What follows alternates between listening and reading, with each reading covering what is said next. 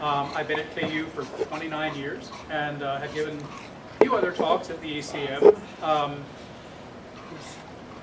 probably don't need to use a microphone, do I? Can you hear me okay? Yeah, you do if you can. If it's not comfortable.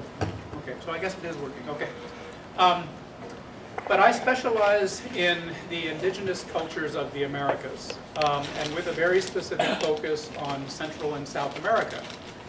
And for the past 4 years, I was involved with what is probably the biggest museum experience of my life, which was serving as a consultant for an exhibition that was called Golden Kingdoms, Luxury Arts in the Ancient Americas.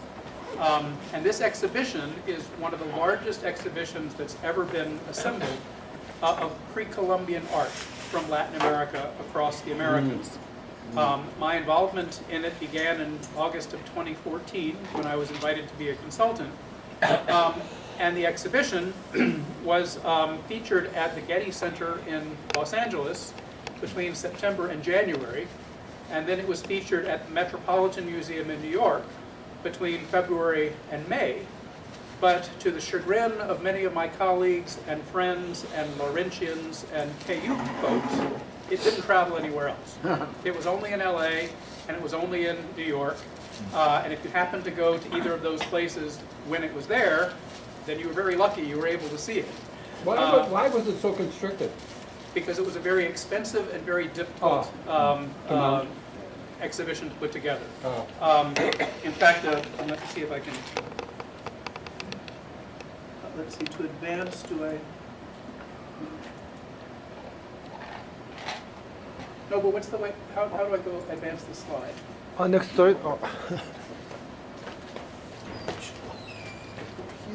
Yeah, next to here. Hello? Or What, can I do it with the mouse? here. Oh, so I need to click on the screen there.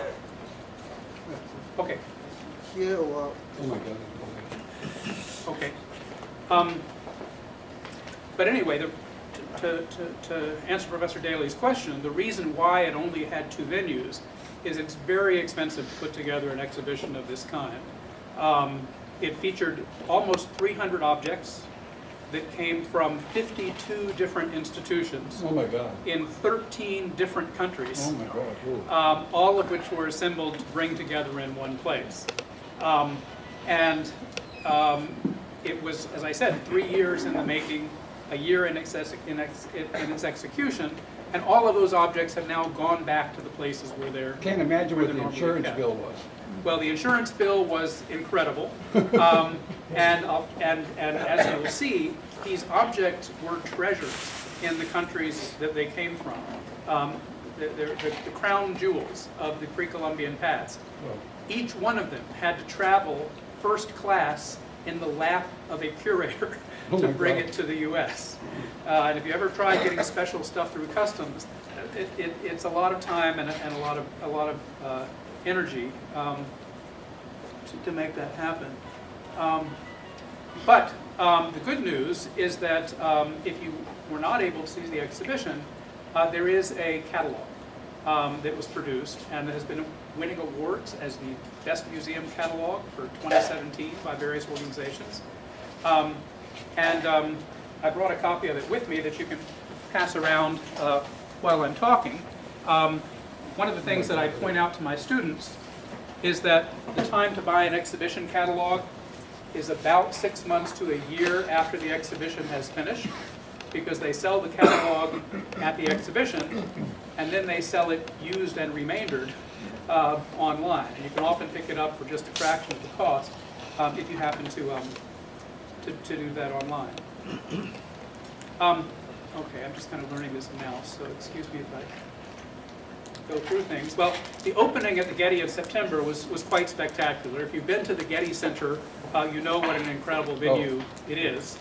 And they really pulled out all of the stops in terms of advertising this in Los Angeles. Part of the reason why it was at the Getty is that the exhibition was part of a California-wide, a Los Angeles-wide program called LA in LA, Pacific Standard Time. And what that stands for is Latin Americans in Los Angeles. And the purpose behind LA in LA was to highlight the arts and the culture of Latin Americans in Southern California. And it just so happened that LA in LA was unfolding at precisely the time that our president was attacking our friends south of the border and making it more difficult for Latin Americans to come to the United States. And one of the reasons why this exhibit was so momentous is that at the same time that the dominant narrative was that Latin Americans were desperate and poor and uneducated and violent. Rapists. In fact, their ancestors, the indigenous peoples of Latin America, had as spectacular a past as any culture on the planet.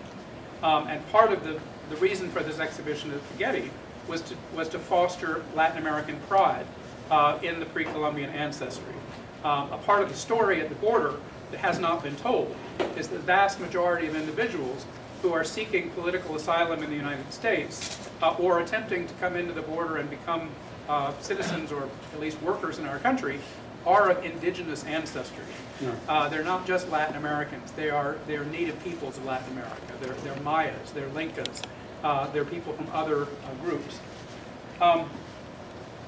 Well, my part in this was as a specialist in the cultures of Costa Rica, Panama, and Colombia. I was responsible for the portion of the exhibit that was called Land Between the Seas.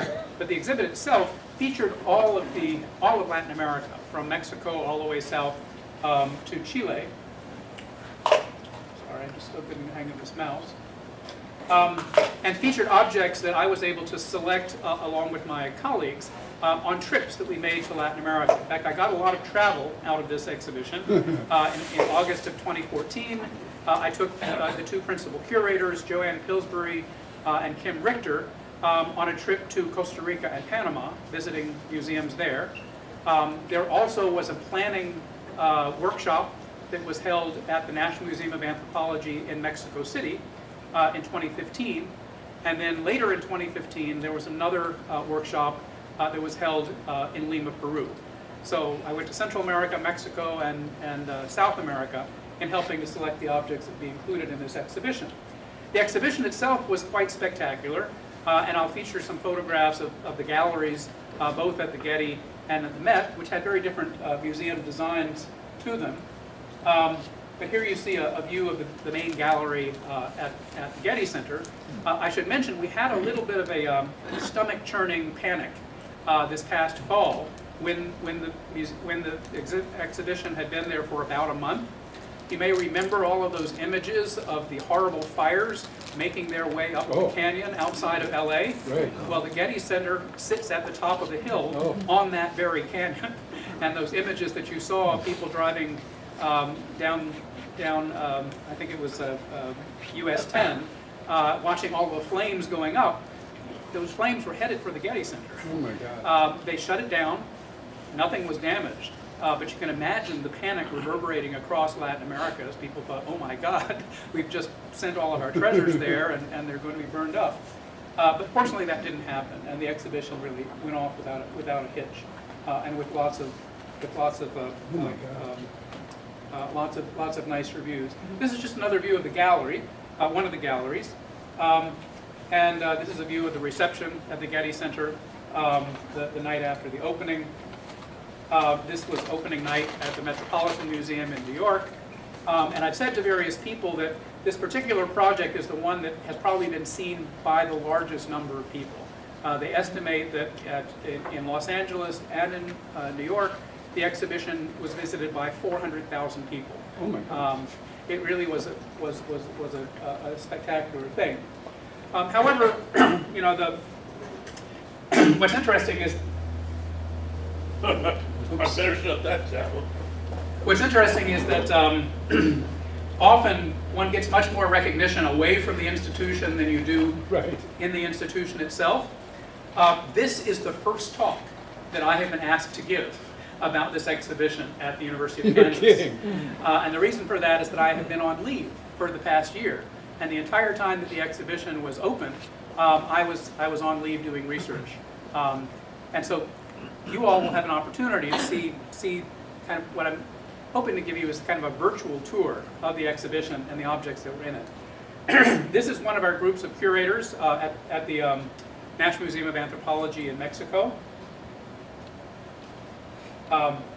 This is us gathered in downtown Lima, Peru. These are all museum professionals. And these are all museum professionals from Los Angeles, New York, Mexico, Peru, and are curators and conservators and other specialists in these materials.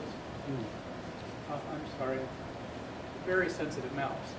Well, I spent my career telling my students that archaeologists, unlike what you see in the movies, archaeologists really don't deal very much with gold. That in fact that's sort of a story that archaeologists are looking for the gold. Well, I turned out to be a liar. In fact, most of what I was working with this exhibition was material of gold. And among the joys of working with it were going to the museums and going behind the scenes and opening up the drawers and seeing the treasures at the Gold Museum in Costa Rica and being able to handle some of these beautiful objects, which included spectacular gold pendants and a solid gold crown that comes from Panama. I've actually had my hands on these things, and it's kind of a once in a lifetime experience. Well, the theme of the exhibition. Oops, sorry, this is such a sensitive mouse, Nobu. I just can barely touch it. And I'm sorry. But the theme of the exhibition was luxury arts in the Americas. Now, what's meant by luxury arts? Well, things that are made out of luxurious materials, such as gold. But also things that represent the pinnacle of craftsmanship, the highest level of achievement of ancient artisans who were making objects that were being used by the people who had the most power.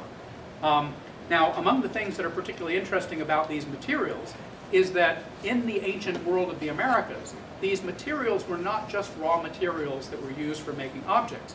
They were magical materials. The qualities of shininess, the qualities of hardness, the qualities of rareness and their particular colors had very important religious and spiritual significance. These objects were not just bangles that people wore or decorations that they put on themselves. They were magical objects that imbued the users with special power. And among the characteristics of the cultures, ancient cultures in Latin America, and I should mention, these are Native American cultures. These are indigenous cultures. There's no evidence of any contact with Europeans until the arrival of Columbus in 1492, and we just commemorated that last week if we were paying attention to Columbus Day. But these objects were made by native peoples. And we can talk about shamans or medicine men, healers, individuals who addressed illnesses either at a personal level or at the level of an entire society. And these magical objects were a part of that. The principal materials that they were using, that were featured in the exhibition, included gold. And this map shows you mostly what the areas are in which gold is found. From areas of gold is found in northern Ecuador and was principally made along the Pacific coasts of Central America and Mexico. It was also used in the Caribbean and in northern Colombia. But another material that I'll be talking about quite a bit is shell, especially a red-colored shell. It's a shell called the spiny oyster, which was also widely used. And then the other principal material, luxury material, was jade, or jadeite, which comes from southern Guatemala. In fact, there's only one source in the Americas in southern Guatemala where we get jadeite from. And all of these objects that are made of jadeite came from jadeite that came from the same source. Well, the objects themselves were quite spectacular. Oops. This, for example, anyone recognize what this object is or how you might wear it? It's not something that we typically wear anymore, although I wouldn't be surprised to see somebody walking down the streets of Lawrence Is it an with something earplug? similar. It's not an earplug, but that's a very good guess. It's actually a lip plug. Oh, It was inserted through a hole in the bottom lip, and it actually has a little flange right here this portion fits inside your lower lip. Oh my God. So what you have is a beautiful snake coming up out of someone's mouth. It was made made using the lost wax technique, and it was so wonderfully made that the little tongue actually wiggles back and forth, and it actually has a hole in the back of it right here, so that as you're wearing it, if you're speaking and your breath is traveling through the object, the tongue wiggles up and down. And this is an object that was worn by an Aztec emperor, probably in going into battle, or perhaps when speaking to his people or holding an audience. But you can just imagine, might be a little bit distracting, probably also terrorizing, if you're going to have an audience with the emperor, and as he's talking to you, a little snake is wiggling its tongue out of his mouth. Well, gold is the most obvious material that was the luxury material. There were also textiles. This is a 2,000-year-old burial shroud from southern Peru that was decorated with dozens and dozens of individually embroidered figures. But what jumps out at you is the red, and the red color, which of course is related to blood and danger and also vitality. Does anyone know where the red comes from? Ochre? It's not ochre, that's a good guess. Ochre is a red-colored substance, but this is not ochre. It actually is bug juice. It's something called cochineal. It comes from a beetle that lays its pupae on prickly pear cactus. And if you crush the beetle, a blood red juice comes out, and that's used for dyeing fabric. Now this blood red juice becomes one of the principal products of the Spanish Empire. It was one of the main exports from the Americas to Spain.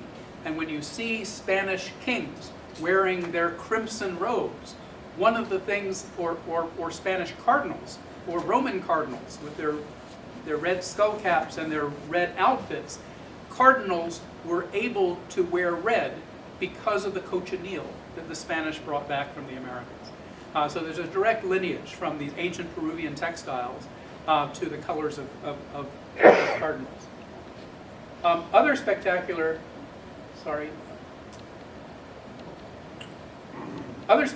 textiles were actually not made out of textile at all. The one that I just showed you was made out of a cotton fiber. Anyone want to guess what this one is made out of? Reeds? No. Dennis, you got good guesses, but haven't hit on it yet. That's a good guess. Gold and silver. Well, not gold and silver. That's also a very good guess. Let me just mention that what you're looking at here are 1, 2, 3, 6, 9 panels. Okay, 9 panels, each of which is about this big. These were all mounted on a wall. They were part of a group of 96 of these panels. This is 9. 96 were found rolled up and stuffed into jars, ceramic jars. And they were well preserved in the deserts of southern Peru, but you'll never guess what they're made out of. This big, okay, 96 of them. These are individual yellow and blue feathers of macaws. Oh my That have God. been collected in the tropical forest. Oh my goodness. And each one has been sewn individually to a strip of cotton Oh my God. and laid flat so that you get this continuous bird feather effect. And these would have been worn as capes by the individuals in this culture. But just imagine the number of macaws that either were kept to harvest their feathers or sacrificed to remove them. But this is bird feathers. This is bird feathers, an amazing material that became a luxury material when it was crafted into this textile. Other spectacular textiles include these, which were the tunics that were worn by Inca soldiers. The red on them is again cochineal, representing blood, but the checkerboard actually represents architecture.